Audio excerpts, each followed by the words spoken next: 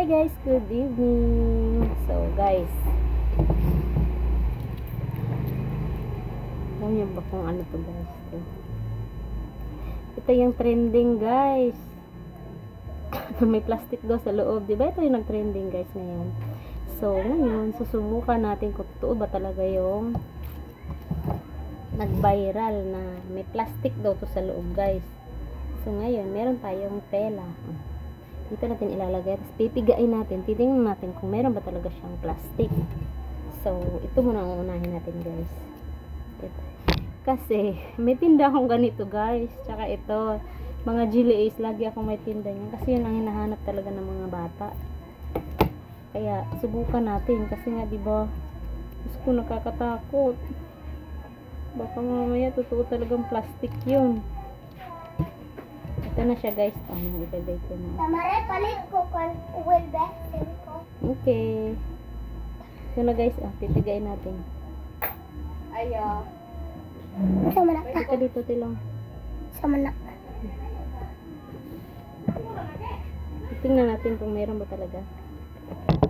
So, ito. Para mo-confirm natin kung totoo ba talaga may plastic. Wala guys, oh.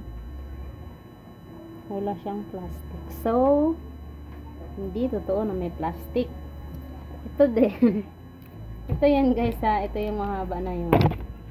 Yan talaga wala siyang plastic. So, fake news. Kaya ito naman. Ito naman yung pangalawa. Subukan natin to. Kasi ito ngayon nag-viral na may plastic daw. Bawal ipakain sa mga bata. Kaya ito, subukan natin.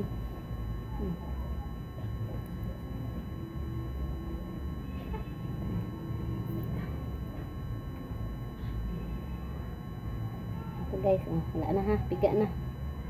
Oh! OMG! Kita niyo yan guys? OMG! Tatanggalin na siya.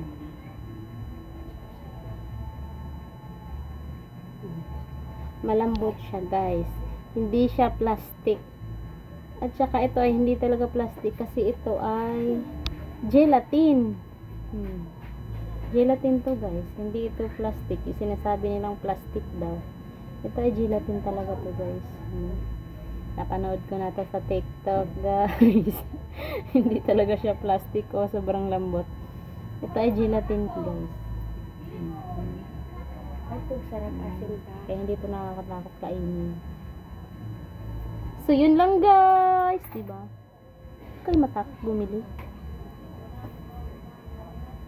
Kasi hindi naman to totoong plastic talaga. Diba? Hindi oh. Sobrang lambot niya. Gelatin nga talaga guys. Kasi nga diba gelatin naman ang nakalagay dito.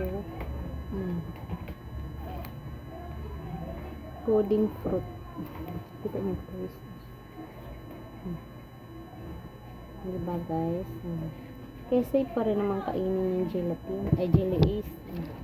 Kasi yan, paninda ko yan guys. Ang dami kong binibili. So, hindi to guys.